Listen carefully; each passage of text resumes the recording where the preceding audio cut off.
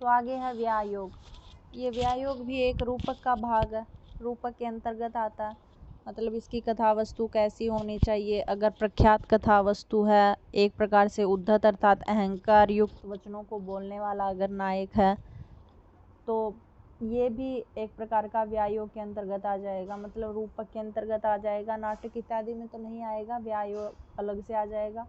तो व्यायोग क्या होता है, अर्थात व्यायोग की जो कथा वस्तु है वो कैसी होती है कि कहानी है उसकी जो उपजीव्यता वो कैसी होती है। तो कह रहे इसकी जो कथा वस्तु है वो प्रसिद्ध होनी चाहिए, यानी प्रख्यात होनी चाहिए। ऐसी कथा वस्तु होनी चाहिए जो पहले इतिहास में प्रसिद्ध हो, पहले इतिहास में ऐसी घटना घट चुकी हो, मतलब अतीत से उसका कोई संबंध हो, ऐसी घटना वाला या ऐसी कथा वस्तु वाला जो लिखा जाता ग्रंथ वो व्यायोग के अंतर्गत आता है। आगे नायक कैसा होना चाहिए व्यायोग का, तो नायक के लिए कह रहे हैं कि प्रख्यात उद्धत नायक होना चाहिए। देखो कुछ नायक ऐसे होते हैं, कुछ ग्रंथों के नायक, नाटक आदि में जो नायक होते हैं वो धीर उदात्त गुणों से युक्त होते हैं। मतलब उनके अंतर्गत सहनशीलता का, शीलता का, शौर्य इत्यादि का, और प्रसिद्ध वंश से हो, मर्यादा इत्यादि का, मतलब अच्छे अच्छे जो संस्कार होते हैं, उनके जो उदात्त विचार होते हैं वो उनके अंतर्गत पाए जाते हैं। और कुछ ग्रंथों के नायक होते धीर ललित। धीर ललित नायक उनको बोलते हैं जो अपनी मतलब कि सारी प्रजा का जो कार्यभार है, राज्य का जो कार्यभार है, वो संपूर्ण मंत्रियों के ऊपर छोड़ देते हैं और केवल खुद मतलब कि एक प्रकार से लीलाओं में व्यस्त रहते हैं इत्यादि के। इस प्रकार के जो नायक होते हैं जैसे उदयन आदि हैं, वो धीर ललित नायक होते हैं। और एक होते हैं धीर प्रशांत नायक। धीर प्रशांत नायक वो होते हैं जो एकदम शांत स्वभाव मन के होते हैं। कोई ब्राह्मण भी हो जाता है, कोई अमात्य होता है, इस प्रकार से जो शांत स्वभाव वाले होते हैं वो धीर प्रशांत नायक होते हैं। और एक होते हैं धीरोद्धत। धीरोद्धत बोलते हैं जिनको उद्धत नायक बोलते हैं। इनके जो वचन होते हैं वो अहंकार युक्त होते हैं, गर्व से युक्त उक्तियाँ होती हैं इनकी। किसी से डरना नहीं होता, अपना अहंकार दिखाना, अपना रोब जमाना, हर किसी को धमकाना, डराना, ये सब कार्य होता है। जैसे भीम है, भीम नहीं किसी से डरते हैं, नहीं मतलब कि हमेशा अहंकार युक्त बातों का ही वर्णन करते हैं। तो इस प्रकार के जो नायक होते हैं वो धीरोद्धत नायक बोले जाते हैं। तो व्यायोग में जो नायक होगा वो प्रख्यात और धीरोद्धत नायक मिलता है। संधि कैसी होती हैं, तो गर्भ व विमर्श संधि के अतिरिक्त 3 संधियां पाई जाती हैं। गर्भ को छोड़ करके और विमर्श को, यानी मुख, प्रतिमुख और निर्वहन, जो 3 प्रकार की संधियां वो इसके अंतर्गत पाई जाती हैं। वृत्ति होती कैशिकी वृत्ति को छोड़ करके अन्य 3 वृत्तियां होती हैं। 4 गलत लिखा गया। कैशिकी को छोड़ करके भारती, आर्भटी और सातवती 3 वृत्तियां पाई जाती हैं। रस इसमें डिम के समान हास्य व श्रृंगार रस नहीं होता, बाकी 6 दीप्त रस होते हैं। जैसे हास्य को छोड़ देते हैं और श्रृंगार रस को छोड़ करके बाकी जितने भी रस होते हैं वो सारे इसमें पाए जाते हैं। वर्णन कैसा होता है, मतलब कथा वस्तु कैसी लिखी जाती है, तो कह रहे हैं ऐसे युद्ध का वर्णन होता है जो किसी स्त्री के निमित्त नहीं होता। मतलब युद्ध का तो वर्णन होता है इस ग्रंथ में, लेकिन ऐसा युद्ध होता है कि जो किसी स्त्री के निमित्त न किया जाए। जैसे महाभारत का युद्ध हम जानते हैं कि द्रौपदी के निमित्त, ज़्यादातर द्रौपदी के निमित्त ही हुआ था।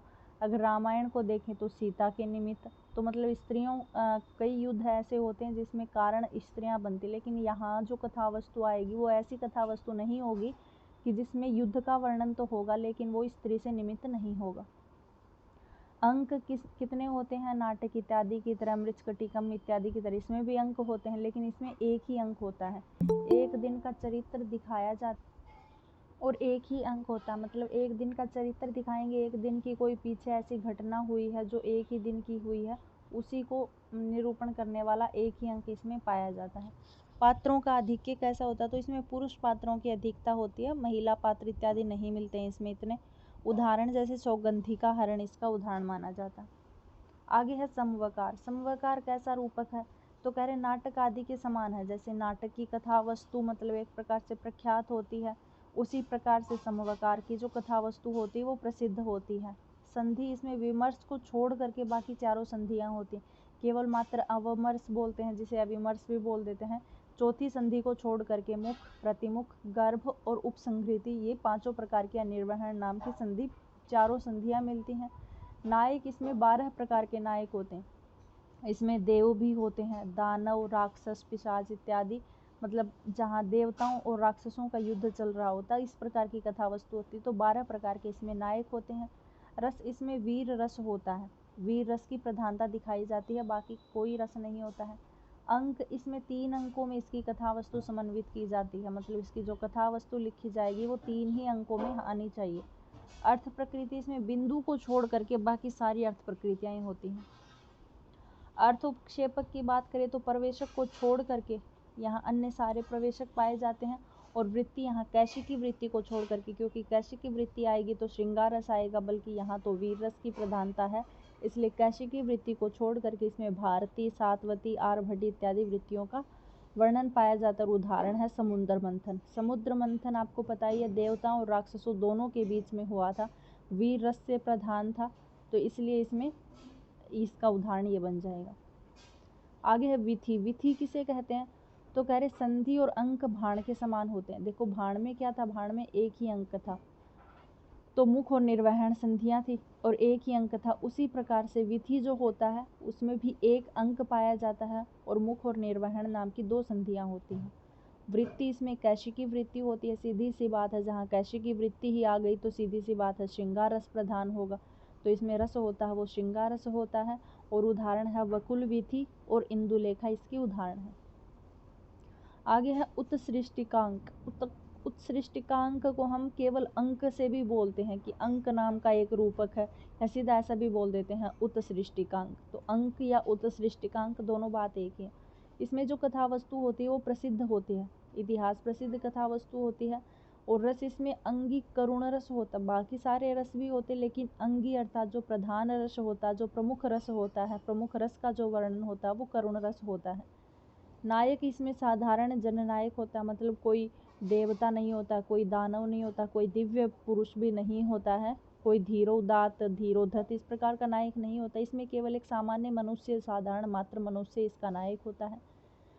संधि, इसमें मुख और निर्वहन नाम की 2 संधियां पाई जाती हैं। और वृत्ति, इसमें भारतीय वृत्ति होती है। भारतीय वृत्ति ही आ गई, इसका मतलब सीधी सीधी बात है कि इस नाटक में कुछ ऐसा होता है, अंक में कुछ ऐसा होता है कि जहाँ केवल बोलने को प्रधानता दी जाती है, वाक चतुरता को प्रधानता दी जाती है। वर्णन है, इसमें स्त्रियों का विलाप होता है, वाग युद्ध वर्णन। देखो दिखा दिया ना कि वाणी से यहाँ पर युद्ध किया जाता है, वैसे नहीं अस्त्र शस्त्र इत्यादि का युद्ध नहीं होता है, केवल मात्र वाग युद्ध होता है। जय और पराजय का वर्णन भी होता है। अंक, इसमें एक ही अंक होता है और उदाहरण है इसका शर्मिष्ठा ययाति, इसका उदाहरण बन जाएगा।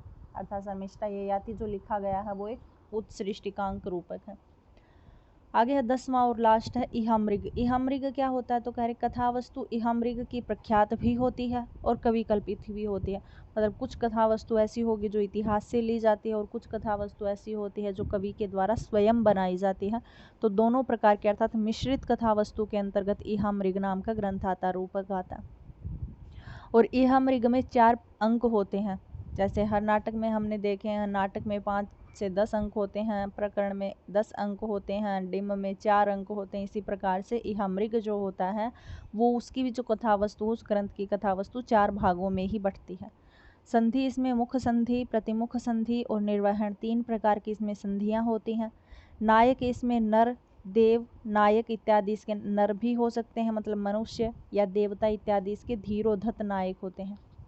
इसमें क्या होता है, ऐसा वर्णन होता है कि मतलब युद्ध होता है, जो चरम सीमा पर पहुंचा हुआ युद्ध किसी बहाने से रुक जाता है, वध की अवस्था तक पहुँचे वीर का वध नहीं करना चाहिए और प्रतिनायक नायिका के अपहरण की चेष्टा करता है। इस प्रकार की इसकी कथा वस्तु होती है। इसमें युद्ध तो होता है, लेकिन वो युद्ध कैसा होता है, चरम सीमा तक पहुँचने अर्थात अत्यंत विनाशकारी होने से पहले पहले वो युद्ध रोक लिया जाता है। और जो वीर होता है, मतलब जो नायक होता है, वो भी मतलब कि एक प्रकार से प्रतिनायक के अंतर्गत चला जाता है, या मतलब प्रतिनायक उसका वध करने को उद्धत हो जाता है, लेकिन वो बच जाता है किसी बहाने से। और यहाँ पर प्रतिनायक क्या करता है, प्रतिनायक कौन सी चेष्टाएं करता है जिसकी वजह से युद्ध होता है, तो अपहरण कर लेता है, ये नायिका इत्यादि का या किसी भी स्त्री का अपहरण करता है, इसी वजह से यहाँ पर युद्ध होता है। जैसे कुसुम शेखर इसका उदाहरण बन जाएगा। ठीक है। रस, इसमें श्रृंगार रस होता है, क्योंकि अब अपहरण ही कर लिया तो और तो बाकी कोई रस नहीं बचा, श्रृंगार रस ही है। अब ये एक प्रकार से मतलब कि शॉर्ट में लिख रखे हैं। रूपक 10 होते हैं, जिसमें नाटक है सबसे पहला, इसमें अंक होते हैं 5 से 10 अंक होते हैं। नायक धीरोदात्त नायक होता है और नायिका स्वकीया नायिका होती है। कथा इसकी प्रसिद्ध होती है रस इसमें वीर रस और श्रृंगार रस प्रधान होते हैं। किसी नाटक में वीर रस प्रधान होगा, किसी में श्रृंगार रस प्रधान होता है। संधि इसमें 5 संधियाँ होती हैं। उदाहरण जैसे वेणी संघार हो गया, अभिज्ञान शाकुंतल हो गया, उत्तर रामचरित हो गया, ये सारे नाटक के उदाहरण हैं। आगे है दूसरा हमने पढ़ा था प्रकरण। प्रकरण कैसा होता है? तो प्रकरण के जो अंक होते हैं वो 10 होते हैं। उसमें नायक धीर प्रशांत नायक होता है और नायिका कुलजा और वैश्या 2 प्रकार की नायिकाएं पढ़ी थी। इसकी जो कथा वस्तु होती है वो कल्पित होती है, अर्थात कवि के द्वारा बनाई गई होती है। रस इसमें भी या तो वीर रस होता है या श्रृंगार रस होता है।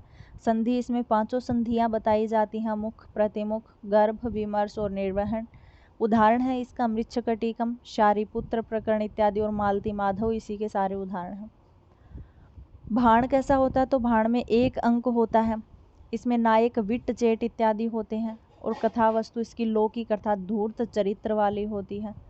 रस इसमें वीर और श्रृंगार रस होते हैं। संधि इसमें मुख और निर्वहन संधि होती है और इसका उदाहरण है या तो लीला मधुकर लिखा गया है, उभयाभिसारिका लिखा गया है। प्रहसन कैसा है? तो प्रहसन नामक जो रूपक है उसमें 1 अंक होता है। पाखंडी, विट्ट चेट इत्यादि इसके नायक होते हैं। कवि कल्पित इसकी कथा वस्तु होती है। रस इसमें हास्य रस होता है और संधि इसमें मुख और निर्वहन संधि जैसा भाण में होता है वैसी इसमें है। इसके उदाहरण है मत्त विलास और धूर्त समागम इत्यादि इसके उदाहरण हैं। आगे है डिम। डिम कैसा होता? तो डिम में 4 अंक होते हैं। देव, गंधर्व, यक्ष, असुर, पिशाच इत्यादि 16 प्रकार के नायक पाए जाते हैं। प्रसिद्ध कथा वस्तु होती है इसकी, मतलब इतिहास प्रसिद्ध कथा वस्तु है। रौद्र रस होता है इसमें और विमर्श को छोड़ करके बाकी 4 संधियाँ इसके अंतर्गत होती हैं। त्रिपुरदाह इसका उदाहरण है। अब विधि। विधि कैसी होती है? तो विधि में 1 अंक होता है। कथा वस्तु कवि कल्पित होती है जो धूर्त के चरित्र पर निर्भर होती है। श्रृंगार रस होता है, इसमें मुख और निर्वहन संधियाँ होती हैं। वकुल विधि और इंदुलेखा इसके उदाहरण हैं। आगे है अंक। अंक या जिसको उत्सृष्टिकांक भी बोलते हैं। तो उत्सृष्टिकांक में 1 अंक पाया जाता है। साधारण जन नायक होता है, इतिहास प्रसिद्ध कथा वस्तु होती है और रस करुण रस होता है। मुख और निर्वहन 2 संधियों का प्रयोग किया जाता है और शर्मिष्ठा ययाति इसका उदाहरण है। आगे है इहमृग। इहमृग कैसा होता है? तो इहमृग में 4 प्रकार के अंक पाए जाते हैं। नर, देव, देवता इत्यादि इसके नायक होते हैं जो धीरोद्धत नायक हैं। प्रख्यात कवि कल्पित मिश्रित कथा वस्तु होती है। श्रृंगार रस होता है। मुख, प्रतिमुख और निर्वहन इसमें संधियाँ पाई जाती हैं और कुसुम शेखर इसका उदाहरण है। आगे है 9वां समवकार रूपक। समवकार कैसा होता है? तो समवकार में 3 प्रकार के 3 अंक होते हैं। 12 प्रकार के नायक होते हैं, देव, दानव इत्यादि। प्रसिद्ध कथा वस्तु होती है इस ग्रंथ की। वीर रस की प्रधानता होती है और विमर्श संधि को छोड़ करके बाकी 4 संधियों का प्रयोग इसमें किया जाता है और इसका उदाहरण है समुद्र मंथन। आगे है व्यायोग। व्यायोग कैसा है? तो इसमें 1 अंक होता है। 16 प्रकार के नायक होते हैं और उद्धत नायक होते हैं। प्रसिद्ध कथा वस्तु होती है और इसमें हास्य यानी रौद्र रस होता है। गर्भ विमर्श को छोड़ करके बाकी संधियाँ होती हैं और आगे है सौगंधी का हरण इसका उदाहरण है। तो ये था आपका 10 रूपक। पहले हमने पढ़ा, ये डिटेल में है और ये शॉर्ट में लिख रखा है। दोनों हैं ये एक से, कौन सा भी आप याद कर सकते हैं। तो अब यही यहाँ तक हमारे 10 रूपक लगा हुआ है। बाकी का आगे कुछ रस लगे हुए हैं, रस के बारे में लगा हुआ है, वो अगले में देखते हैं। अब यहाँ तक ही करते हैं।